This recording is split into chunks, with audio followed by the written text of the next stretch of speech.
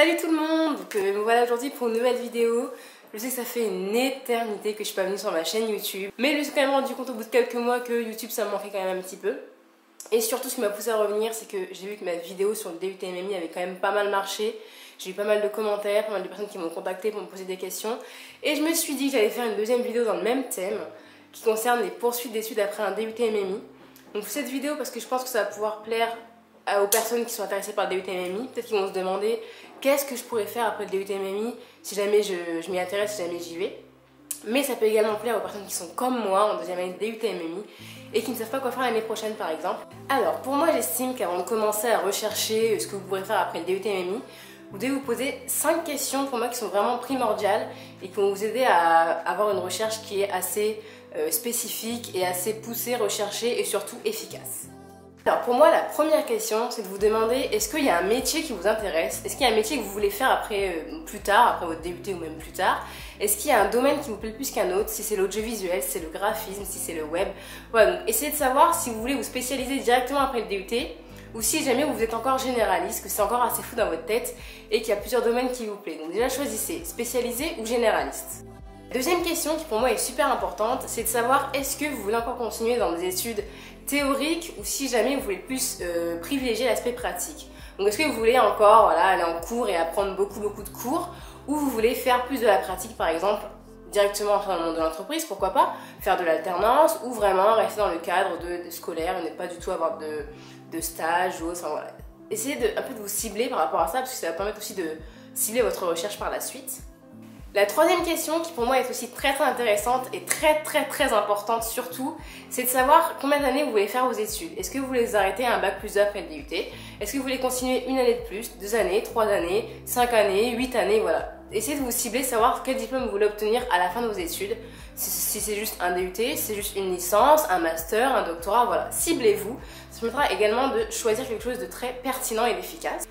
La quatrième question qui pour moi est aussi importante, c'est de savoir où vous voulez faire vos études. Est-ce que vous voulez rester dans la ville où vous êtes actuellement, parce qu'elle vous plaît, parce que vous avez un attachement familial, vous avez votre copain qui habite ici, vous avez des amis que vous voulez pas quitter, ou est-ce que vous êtes prêt à bouger dans une autre ville de la France, par exemple, en Belgique, à l'étranger, voilà. C'est aussi important, parce qu'il faut savoir, on le verra juste après dans la deuxième partie, mais par rapport aux études que vous allez choisir, il n'y en a pas forcément dans toutes les villes et partout en France et partout dans le monde en fait. C'est assez, des fois, spécifique, assez ciblé.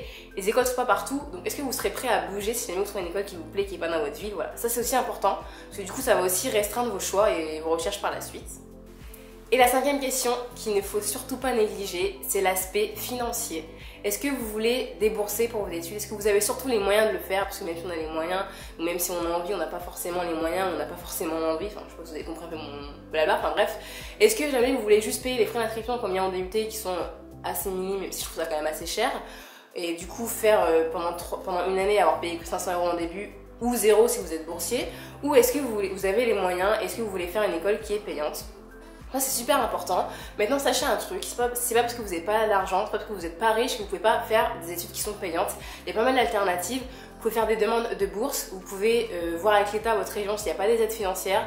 Vous pouvez aussi choisir l'alternance, donc ça on va peut-être y revenir un petit peu après quand je vais vous en reparler. Mais voilà, il y a quand même pas mal d'alternatives. Donc ne vous reposez pas sur vos lauriers et surtout ne vous rebutez pas en vous disant l'école elle coûte 7000 € à l'année, j'ai pas d'argent, mes parents peuvent pas m'aider à payer, j'ai pas suffisamment de revenus par mois, comment je vais faire? Vous inquiétez pas, il y a plein d'organismes, plein de choses qui sont mises en place et qui pourront vous aider à payer vos études. Donc surtout ne vous inquiétez pas et renseignez-vous surtout et après vous allez sûrement finir par trouver une solution. Mais si vous avez les capacités de continuer vos études, et bien continuez. Ne vous arrêtez pas parce que vous n'avez pas l'argent, ce serait vraiment dommage. Et moi j'estime que les études ne sont pas réservées qu'aux personnes qui ont de l'argent. Je pense que tout le monde a le droit de réussir, a le droit d'avoir sa chance. Super, maintenant on a nos 5 questions, on sait ce qu'on veut faire, cibler votre profil. Maintenant on passe à la suite. Alors, une fois que vous avez posé ces questions-là, il y a 2 types de parcours. Il y a ceux qui après le DUT MMI veulent faire des études et ceux qui veulent s'arrêter après le DUT MMI. Je vais commencer dans le premier cas, ceux qui veulent poursuivre leurs études. Alors, après le DUT MMI, il y a une multitude de poursuites d'études, mais c'est juste phénoménal. Quand j'ai fait mes recherches, je me suis dit, mais waouh, mais je suis juste choquée du nombre de poursuites qu'il y a. Donc, j'en ai répertorié 5 différentes. Après, il y en a sûrement d'autres, mais voilà. Si jamais vous en avez d'autres, dites-le moi en commentaire, je serais très ravie de le savoir, et sûrement les autres également, ceux qui vont regarder cette vidéo ou ceux qui recherchent une poursuite d'études. Mais moi, j'en ai trouvé 5 qui me paraissent pertinentes, et c'est aussi les 5 les plus prisées, les plus choisies après le DUT MMI. Alors pour commencer, il y a la licence professionnelle, donc c'est un an après le DUT MMI et ça permet d'obtenir un bac plus 3 et ensuite d'intégrer le monde du travail. Donc pas mal de personnes font des licences professionnelles. Moi personnellement ce n'est pas mon cas, ça ne m'intéresse pas, mais il y en a que ça va peut-être vous intéresser. Et vous pouvez les faire soit en initiale ou en alternance en général.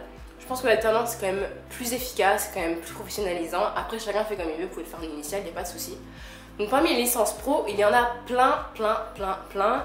J'en ai répertorié pas mal, je peux pas tout vous dire parce qu'il y en a vraiment trop. Si vous en connaissez, dites-le moi en commentaire, je serais super ravie. Mais voilà, je vais vous dire les licences pro, voilà, les plus logiques aussi. Et aussi pour vous montrer qu'il y a plein de secteurs, que c'est assez varié, qu'il n'y a pas que des licences pro en audiovisuel par exemple. Que voilà, il y en a pour vraiment tous les goûts et c'est juste hallucinant. Alors, vous avez la licence pro métier du numérique. Voilà, ça rassemble tout ce qui est graphisme, web design, web communication. Voilà, donc ça rassemble un petit peu tout ce que vous avez pu voir dans le DUT MMI. Ah, juste une aparté avant de continuer pour vous dire que je peux pas vous dire pour chaque licence que je vais vous dire par exemple tout ce que vous allez faire, le programme, etc. Si jamais ça vous intéresse, tapez le nom de la licence sur Google, vous allez sûrement trouver un site qui va tout vous expliquer. Si je vais faire ça pour chaque licence et pour tout ce que je parlais par la suite, la vidéo va durer des heures et des heures. Donc je peux pas me permettre de détailler tout ce qu'il y a dans chaque licence, mais je vous donne les noms, ça va permettre de vous aiguiller, de vous dire ah bah oui il y a des licences dans ça, etc. Je vous dis juste les noms des licences, histoire que vous sachiez que vous pouvez faire cette licence là après le DUT MMI, mais je peux pas détailler, je suis vraiment désolée, parce que sinon ça va vraiment être trop long et voilà, ça va être phénoménal. Ensuite, il y a la licence pro design et réalisation d'applications mobiles. Donc comme ça l'indique, c'est pour ceux qui sont plus orientés vers les applications pour les mobiles, les tablettes, etc. On a également la licence pro gestion. On a également la licence pro gestion e-commerce e-marketing. Donc voilà pour tout ce qui est le management et puis voilà tous les sites de e-commerce, de vente, gérer le marketing, le référencement, voilà toutes ces choses là. On a également la licence pro e-commerce et marketing numérique. Donc ça très proche de ce que je vous ai dit juste avant. On a également une licence pro infographie. On a également une licence pro infographie multimédia. On a également une licence pro métier de l'informatique où vous avez quand même plusieurs options possibles pour cette licence. Système et gestion des bases de données. L'option conduite de projet pour devenir chef de projet, par exemple chargé de communication. Vous avez également l'option gestion et administration des systèmes de sécurité des réseaux. Enfin voilà, il y a quand même pas mal de choses qui sont autour des métiers de l'informatique. Vous avez également la licence pro SIL imagerie numérique. Donc ça c'est pour tout ce qui va être autour de l'imagerie 2D et 3D qu'on peut retrouver par exemple en médecine, dans l'environnement, dans les jeux vidéo, dans la réalité virtuelle, enfin voilà, toutes ces choses-là. Vous avez également la licence pro métier de la communication, donc pour devenir chef de projet, chargé de communication, voilà, c'est des petites options qui sont possibles dans cette licence pro. Et pour finir, je vais vous citer la licence pro qui est la plus prisée et celle qui a, my god, une tonne d'options possibles. Je suis juste choquée, mais vraiment, moi, je pensais pas. Pour moi, c'est juste licence pro ATC, mais non, il y a des options phénoménales. Je vous en citais quand même pas mal. Écoutez bien. On a la licence pro ATC, Internet, Multimédia et Communication, qui est d'ailleurs celle qui est pendant dans mon IUT à Elbeuf où je suis actuellement. On a une licence pro ATC, Rédaction et Référencement Web. Une licence pro ATC, Multimédia, Webmaster et Internet. On a une licence pro ATC, Métier de la publicité. Une licence pro ATC, Journalisme. Une licence pro ATC design, enfin voilà, là je vous ai pas tout dit, mais tapez sur Google licence pro ATC, vous allez voir qu'il y a pas mal de licences pro ATC possibles. Il y en a vraiment pour tous les profils quoi, ça passe de jeux visuels à internet, au multimédia, à la publicité, au journalisme, c'est juste fou.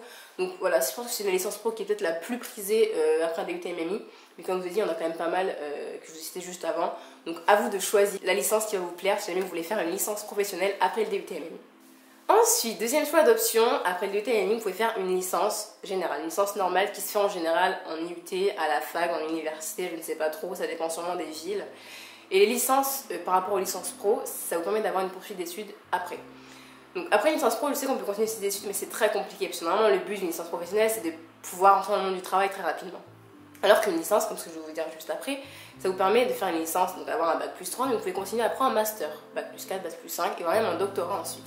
Donc ça vous permet, c'est pour ceux qui veulent pas s'arrêter après un bac plus 3, qui veulent continuer par la suite, et bien de pouvoir continuer. Donc c'est super intéressant pour ceux qui ont des ambitions beaucoup plus intéressantes. Après un DUT MMI, vous rentrez pas en L1, en L2, vous rentrez en L3, donc en licence 3, après un bac plus 2. Alors vous avez quand même pas mal de licences qui sont possibles après le DUT MMI. Vous avez une L3 communication et multimédia, une L3 études audiovisuelles, vous avez une L3 information et communication, vous avez également une L3 informatique, vous avez une L3 art plastique, L3 art du spectacle et audiovisuel option cinéma. Également une L3 design graphique et design d'interaction. Une L3 cinéma tout court. Une L3 sciences de l'ingénieur. Une L3 sciences technologie de l'information et de la communication. Enfin voilà, j'en ai cité quelques-unes, il y en a encore d'autres. Mais c'est pareil, c'est comme une licence pro, vous avez un choix phénoménal. Donc tapez sur Google, je sais pas moi, licence après un DUT MMI ou ce genre de choses. Si jamais j'ai des liens, je vous les mettrai en barre d'infos volontiers. Et si jamais vous avez des questions, posez-les-moi en commentaire, pardon. Mais voilà, comme je dis, je ne peux pas tout détailler, sinon j'ai pas fini. Ensuite, troisième choix, après les licences, c'est les écoles d'ingénieurs. Et oui, donc, alors, souvent on dit que pour faire une école d'ingénieur, il faut faire prépa. Oui, bien évidemment, se disant prépa, c'est la voie élite. Donc, moi, j'ai fait prépa, j'ai fait un an de prépa, et honnêtement, là, je suis en DUT/MI deuxième année. Et par rapport aux écoles qui m'intéressent, ce que je veux faire, moi, j'estime que DUT/MI, c'est quand même plus pertinent que de faire une prépa. Maintenant, on m'avait dit par un mail, quand j'avais envoyé un mail, qu'il fallait faire une prépa, que c'était beaucoup plus prestigieux, c'était mieux. Enfin voilà, bullshit, j'ai envie de vous dire, oui, prépa c'est forcément mieux. Maintenant j'ai envie de vous dire, moi si j'ai de faire une école où dedans il y a de l'infographie, il y a de l'audiovisuel ou par exemple il y a du web, en prépa on n'apprend pas ça. En prépa physique chimie où j'étais par exemple, au cours on a un petit peu d'informatique, on fait du Python, mais tout ce que je vois là en DUT/MI, je ne le vois pas en prépa. Donc moi j'estime pas que ce soit forcément plus avantageux. Bien évidemment on a un bon niveau en prépa parce qu'on s'est entraîné à faire des exercices tout le temps, à faire des cols au tableau, à des concours super hauts, on s'est préparé à faire ça. D'accord, on a un très bon niveau parce qu'on s'est habitué à travailler. Maintenant on n'a pas forcément les compétences pour intégrer certaines écoles. Pour les écoles d'ingé, peut-être. Ça dépend des options. Enfin bref, tout ça pour vous dire qu'après un DUT/MI, ne vous sentez pas en dessous des prépas. Vous pouvez vous aussi intégrer une école d'ingénieur. Tout dépend de l'école que vous allez choisir. Après le DUT/MI, il y a pas mal d'écoles que vous pouvez intégrer et je vais vous les dire tout de suite. Vous pouvez intégrer l'école des Gobelins, si vous avez quand même un bon niveau. Après oui, il faut savoir que les écoles d'ingénieurs sont quand même très sélectives. Comme ils prennent des personnes qui viennent de prépa, celles qui viennent de DUT/MI, forcément, il va falloir avoir un bon dossier. Je ne vais pas vous le cacher, si vous postulez avec 10 de moyenne, ce sera peut-être light. Maintenant, ça ne veut pas dire que vous n'avez pas votre chance. Il n'y a pas que le dossier qui compte, il y a aussi la motivation, il y a aussi un entretien, et vous allez aussi passer un concours écrit. Donc si jamais vous avez un dossier plutôt moyen, mais que vous avez super bien géré votre concours, que vous avez super bien géré votre oral d'admission, vous avez toutes vos chances. Maintenant, il faut tenter. Dans la vie, qui ne tente rien n'a rien, donc tentez. Donc je reviens à ce que je disais, l'école des Gobelins, je pense que c'est plus tout ce qui est audiovisuel, mais j'avais regardé il n'y a pas très longtemps, et en fait par exemple si jamais on veut travailler dans l'infographie, il y a des options infographie. Donc renseignez-vous là-dessus, tapez école des Gobelins sur Google, et vous allez voir que finalement c'est pas que de l'audiovisuel, donc c'est plutôt sympa pour ceux qui veulent faire autre chose que de l'audiovisuel. Vous pouvez également intégrer l'UTC de Compiègne, donc pour faire du génie d'informatique. Donc voilà, moi c'est ça qui m'embête un peu, c'est qu'en fait on fait un DUT/MI, donc c'est plutôt multimédia. Donc je sais qu'après on peut intégrer une école d'ingénieur, mais tout dépend de vos passe-temps en fait, de ce que vous aimez faire. Si vous êtes très axé informatique, base de données, réseau, vous pouvez intégrer certaines écoles comme l'UTC, ou bien il y a encore une école, c'est l'UTT de Troyes. C'est l'UTT de Troyes, que vous pouvez intégrer également, mais voilà. À vous de choisir en fait. Moi je trouve que les écoles d'ingé, selon les écoles d'ingé, hein, c'est pas forcément toutes pertinentes après un DUT/MI. Maintenant, si on peut les intégrer, si c'est écrit sur internet, c'est qu'on peut. Donc tentez votre chance, allez-y. Vous avez également comme école donc l'ENSISA de Mulhouse, l'ESSIR à Rennes, l'ENSERB Mathmeca à Bordeaux, l'UTPBM, l'UTI. Et pour finir, j'en citer une dernière qui est pour moi l'école d'ingénieur la plus logique après le DUT/MI, c'est l'IMAC à Marne-la-Vallée à Paris, parce qu'il y a exactement les mêmes matières qu'on a en DUT. Donc voilà. Pour moi, c'est l'école d'ingénieur la plus logique après le DUT/MI, mais vous pouvez intégrer les Gobelins, vous pouvez intégrer l'UTC de Compiègne si vous voulez. À vous de choisir, j'ai envie de vous dire. Avant-dernière poursuite d'études après un DUT/MI que j'ai répertorié, ce sont les écoles de multimédia, qui pour moi, c'est aussi une suite logique pour ceux qui veulent faire des longues études. Par exemple, s'arrêter à Bac plus 5, mais qui veulent rester dans le secteur du multimédia, pour moi c'est parfait. Et vous pouvez les faire en initiale ou en alternance, ça dépend des écoles, ça dépend de ce que vous voulez faire vous, de vos moyens financiers, de voilà, ce qui vous plaît, si vous voulez travailler, si vous voulez pas travailler, à vous de choisir. Alors voilà, donc juste pour préciser, quand vous rentrez en école du multimédia, c'est divisé en deux en fait. Vous avez 3 années de bachelor, bachelor 1, bachelor 2, bachelor 3, donc ça c'est après le bac. Après vous avez 2 années de master, et non pas master, c'est différent. Master c'est en école de multimédia, et master c'est à l'université à la fac après une licence. Donc les masters ça dure 2 ans, donc c'est niveau bac plus 4, bac plus 5, pardon. Donc après un DUT/MI, bien évidemment vous n'allez pas rentrer en bachelor 1 ni en bachelor 2, mais en bachelor 3, donc niveau bac plus 3, niveau licence. Et donc, quelles écoles du multimédia existent? Il y en a plein, c'est comme les licences pro, c'est juste hallucinant. Donc je ne vais pas pouvoir tout vous dire, mais vous en ai quand même répertorié quelques-unes qui pourraient peut-être vous intéresser.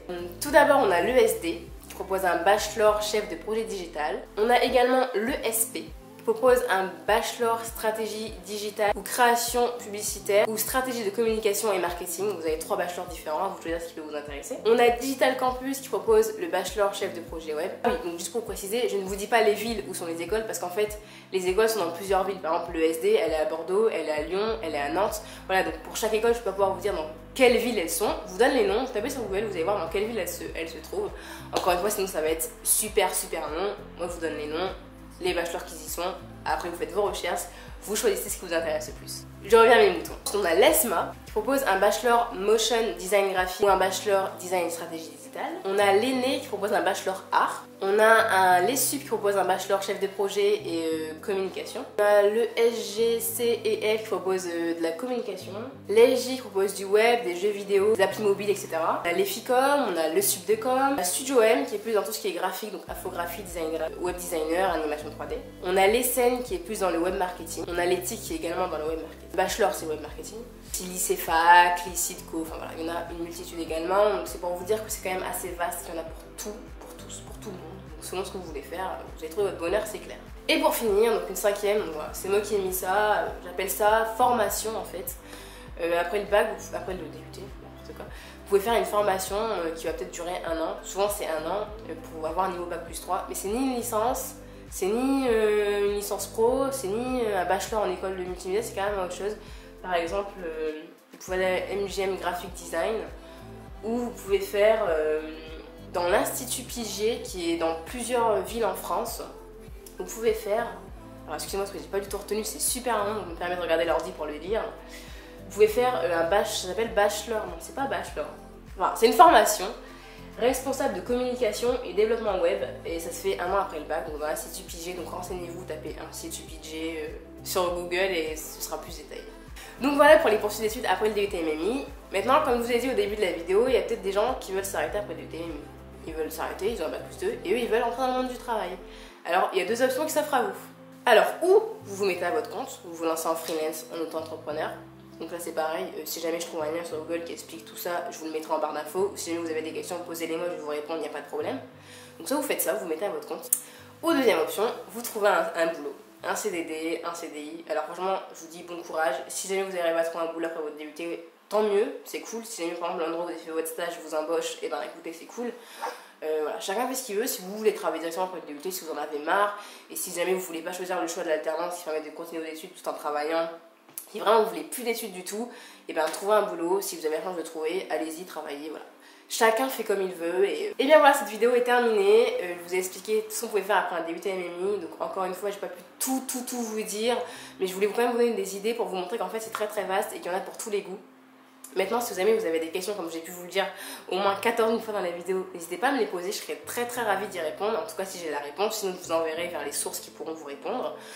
Mais voilà, j'avais vraiment envie de vous informer pour les poursuites d'études après un DUT MMI parce que je trouve que c'est très important. En plus c'est la période. Et c'est vrai qu'il n'y a pas beaucoup de sites, il y en a quelques-uns, mais pas beaucoup qui répertorient tout ce qu'on peut faire après un DUT MMI. Donc je dis que de le faire en vidéo, de vous le dire, c'est quand même plus intéressant que de lire des gros pavés sur internet. Donc voilà, cette vidéo est terminée, j'espère vraiment qu'elle va vous aider à trouver une poursuite d'études après le DUT MMI si jamais vous êtes en 2e année comme moi, ou ça peut peut-être vous aider à trouver une idée de métier, une idée d'école, même si vous êtes au niveau bac et vous allez faire le DUT l'année prochaine. Peu importe, c'est pour vous renseigner. Maintenant si ça vous a plu, tant mieux, si ça n'a pas plu, tant pis. Voilà, donc moi je suis contente d'avoir retrouvé YouTube, j'espère que cette vidéo va marcher et qu'elle va vraiment surtout vous aider à trouver ce que vous voulez faire. Moi je vous fais d'énormes bisous et je vous dis à très bientôt. Bisous les kiwis. It's time for us to free.